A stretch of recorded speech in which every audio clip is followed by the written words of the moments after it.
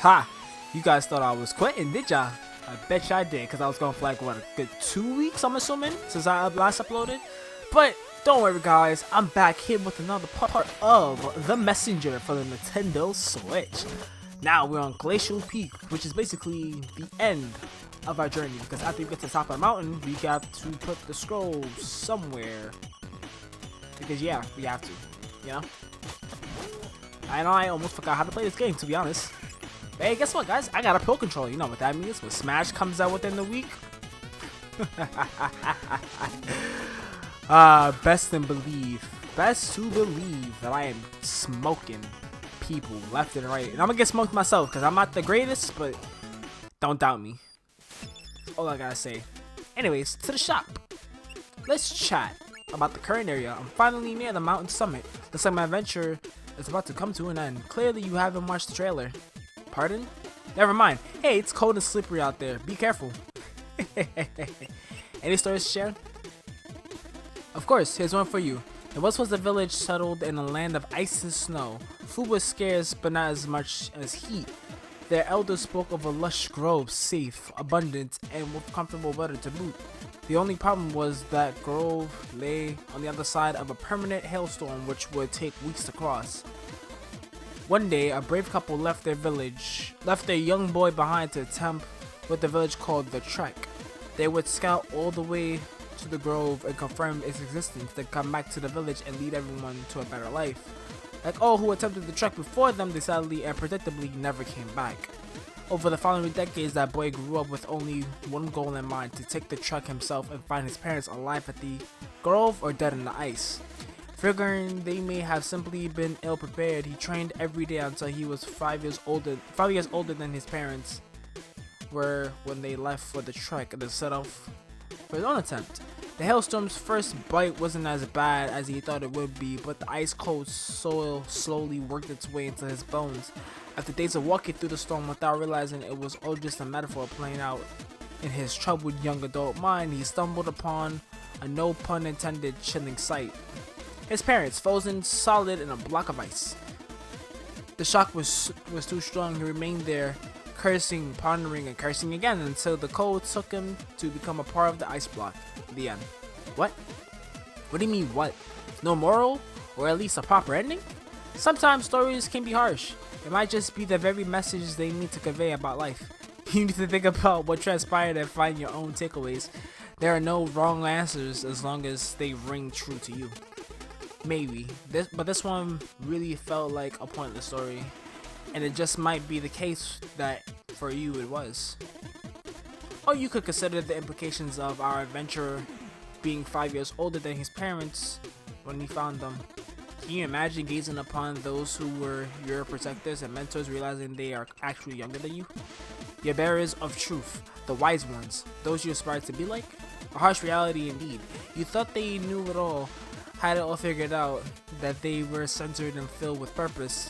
Yet there you stand, beholding the one pillar you ever took for granted and used for stability, physically crystallized, yet mentally shattered before your very eyes. Had they really found inner peace already when you knew them, meaning you're the one who missed the mark? And were they simply excellent actors? Food for thought, huh? Yes, that's enough. Remember, this is all subjective. I shared but one angle. Well then, that was a mouthful. Alright, let's move on. Oh damn, I already did forgot how to play. Oh, glide. Oh, no. Okay, this eagle. It's annoying. That's how. What? How? No way the game just greased me like that. If someone's watching, you could pretend you just wanted to show them how I always have random contextual insults when you die. Fuck you. So now you can actually see what he does when you do die, and it's just basically he just takes your crystals whenever you actually gain some. It sucks. Okay, that's what was supposed to happen, but for some reason the game just greased the hell out of me. It was just like, you know what? I'm gonna just oh my god. Stop hitting me. Oh, Give me health, game. Chill. Don't grease me like that. Thank you. Ow. Okay. Hey. No. No. Bad enemy. Okay, let's get out of here. So guys, are you prepared for Smash Bros, which is coming out in less than well, by the time this video gets uploaded, 5 days? Not really less. In the 5 days exactly. Oh my god, I almost died. I know I am, because my thing is already preloaded on my Switch. All I gotta do is just, you know, get to it and clip. And it's a midnight release, but also a new DLC thingy came out for Kirby yesterday. Yeah, yesterday of this recording, that is. But I'm gonna say Friday, November 30th. Basically, it gave us a new area to explore, as well as like new challenges, which are decently difficult. They're not like too difficult, but like, you know, they're actually a challenge. Like they make you think, as well as whatchamacallit, freaking testing your skills, because oh boy, that boss. And then the final challenge that they give you at the, oh my, it's just too much. I might record it. Might. I'll see how I feel about it first. But right now I gotta finish this game, or at least get to finish it, because I know when Smash Bros comes out, I'm gonna want to do a little let's look at fucking or the light, because I know for sure I'm definitely not doing a let's play on that, because I'm gonna start playing it, and then I'm gonna end up wanting to keep playing it on my off time, get all the characters unlocked at one time. Can I upgrade anything? Nah, I need a lot more shards than this. Alright, whatever. Whee! What's to the right? Wah!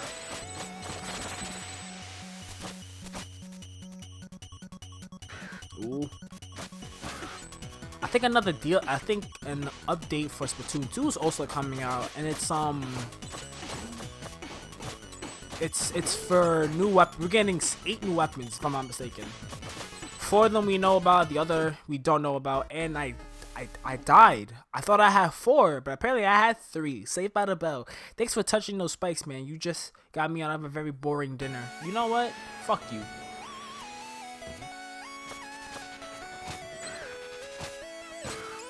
He's gonna take all my goddamn time shards. That's cool. Not like I need it anyways. Oh my god. Jesus. Anyways. What was I saying again? Oh yeah, fuck, I lost my train of thought. Oh yeah. We're getting 8 new weapons. 4 we know of. The others we don't know of. But they're Kenta related, so who knows.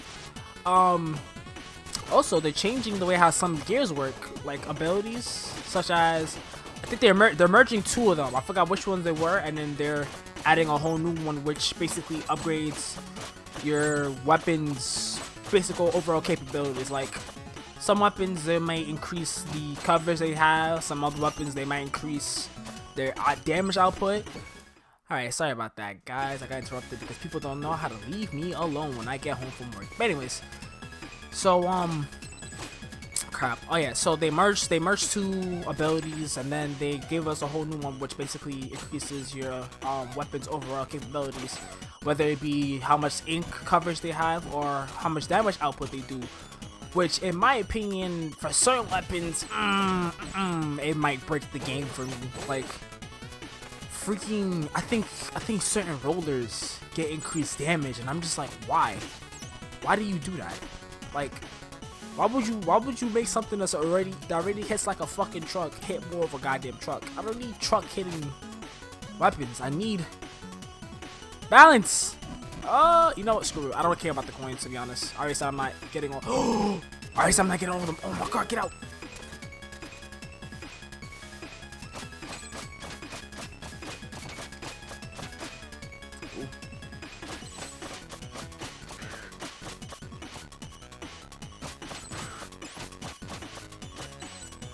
Wee. Okay.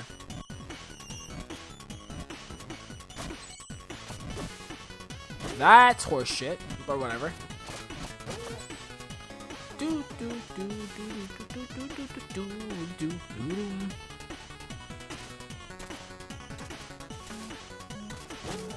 Ah. Oh, by the way, expect there to be some Smash Bros. Gameplay soon, because me and my other two friends,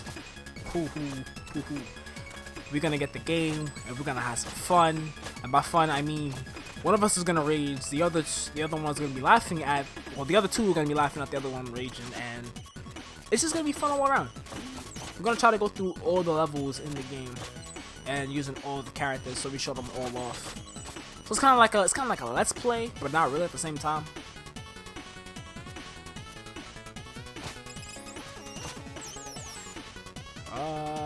Nah. Actually, yeah, let's talk to him, because I feel like we need to talk to him. Oh, he's not here. Huh. Interesting. Huh. Almost in the closet. You really thought it would be that easy? I told you already, the cabin is off limits. Please stop. We're not doing a special edition of the cabinet rant. I mean it. Don't be that guy. You're being that guy. Fine, be that guy.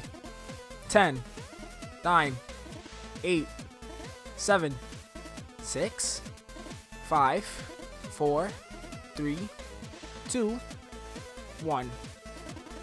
Crazy how countdown gives the feeling that something is about to happen, huh? But yeah, I got nothing. If you're hoping for something special, just give up on the cabinet thing already. The cool stuff is up ahead.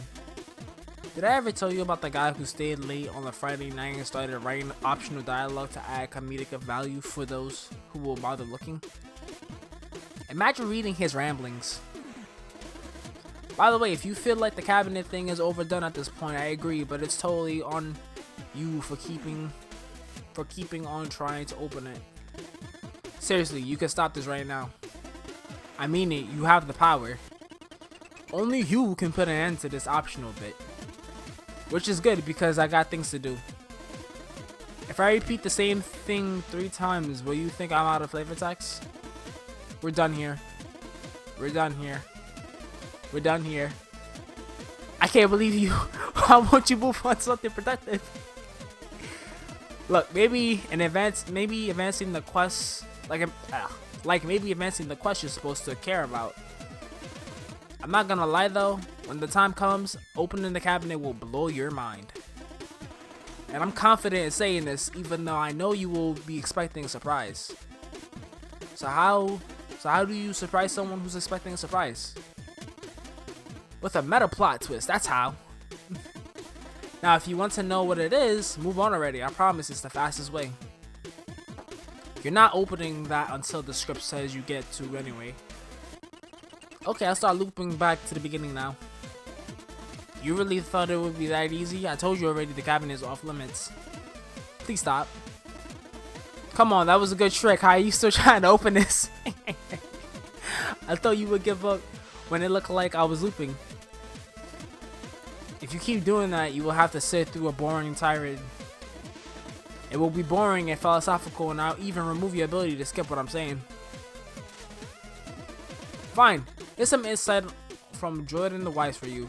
Life is going to come at you hard, so there are a few things you should know. Most important of all, it's realizing that you have something to offer to the world. But in order to do that, you first need to sort yourself out. Lending your ear to the lessons contained in stories of old is not a bad place to start. You see, as human conscience grew in knowledge, it equally grew in arrogance. We seem to be at this point where the value of stories is lost to all of us. Not really caring about morals anymore, we are simply looking to be entertained. But the power on our subconscious is by no means hindered by our intellectual pride. Stories send a clear message to our being. and when told properly, can offer guidance on how to live our lives, impacting us in ways we sometimes don't even notice. In fact, reoccurring themes more often than not represent archetypes and contain lessons on how to or how not to behave. Consider dragons for a moment. Fantasy stories always seem to have them hoarding treasure. Not coincidentally at all, two of the biggest innate fears of mammals are fire and reptiles, so dragons are really a metaphor representing that which you fear the most. Now, why would an immortal fire-breathing reptile care to sleep on a pile of gold? Yes, it can be read between the lines. The treasure you seek is guarded by your greatest fear. Don't get me wrong, the pile of gold is as much of a metaphor here as the mighty beast that doesn't even exist. Find your dragon and slay it, then your treasure will be revealed. This is the wisdom storytellers of old were trying to convey, only they didn't have the scientific method, a framework by which to structure arguments, or even a high IQ audience. Lesson isn't any less important or relevant today, however. That which you most need to discover within yourself is hidden where you least want to look. Now ask yourself, why were you so curious about my cabinet? Are you a very conspicuous person? Goddamn. Adamant on leaving no stones unturned, or have you not mastered your insecurities and the fear of missing out is what's really driving you at this moment? Maybe you're simply hoping to get a laugh out of some unexpected one-liner. Because I'll admit, we both know I could kill the mood right now and tell you about how a depressed clown once attempted to lift his mood by eating bowls of confetti. What the fuck? What I'm getting at is, regardless of your motive here, you have clearly demonstrated curiosity and faith that the world holds surprises for those who take an honest look. While that can certainly be said about the world, it's even more true about your inner self. Now, whether that is scary, insightful, or encouraging depends entirely on how far you have made it in your personal growth journey. Life is made of many exams, most of which will present themselves to you more than once.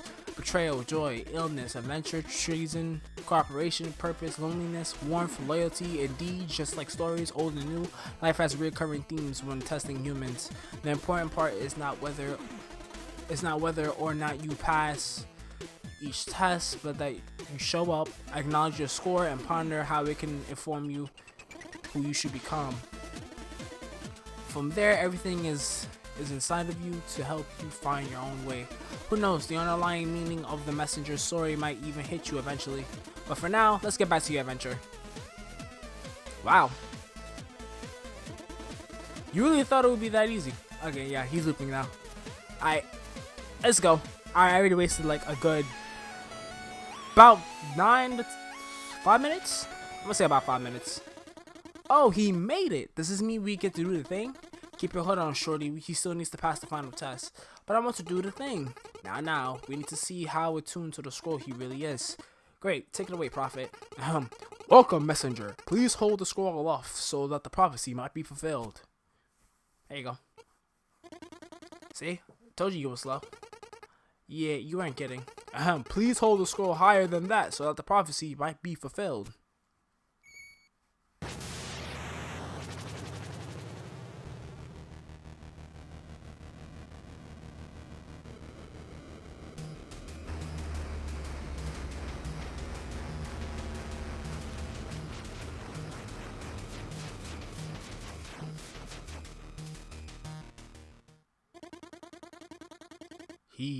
He made it. Of all would-be messengers, him? Please pull this off. I really want to do the thing. A call it awaits you, messenger. You should you survive, find us at the top of the Tower of Tom. Nothing to say to us.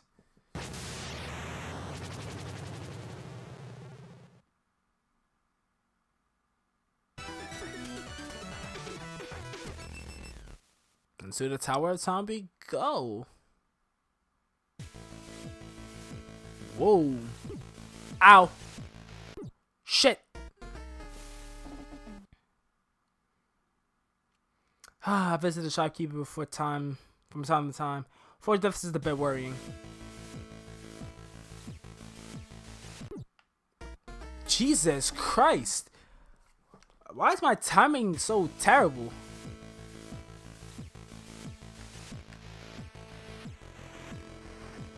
There you go.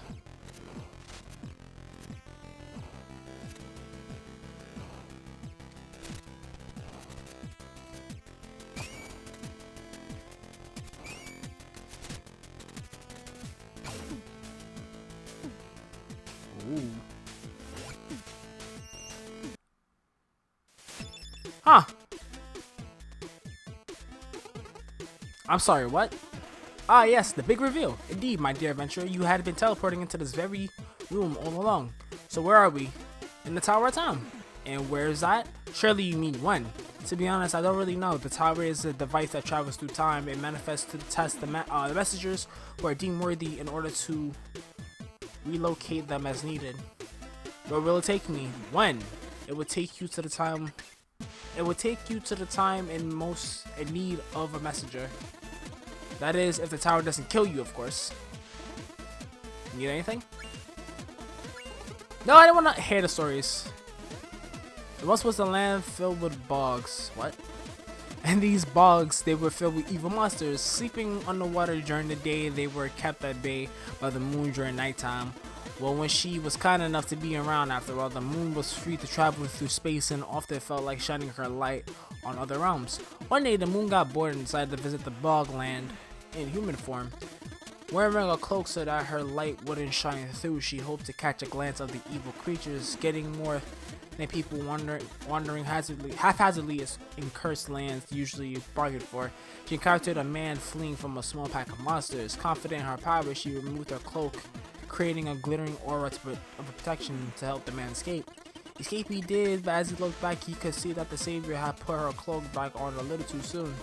She was captured by the creatures, who then buried her under a rock so that her light would never shine again. They would rule the night. Our savior was quick to gather a group of peasants who went to remove the big rock and set the moon free. A strong bond was formed on that day as she decided to become their guardian. To this day, the moon is there to guide human travelers through the night. The end. Well, I like that one. I guess it speaks to the power of cooperation? Maybe. To be honest, I only wanted to use the word haphazardly in the story. Wow. Terrible. Alright, so this is the Tower of Time. I think I'm gonna actually cut this part a little short. So guys, if you all enjoyed, make sure to hit that like and subscribe button. Make sure to comment your thoughts down below. And I'll see you all next time.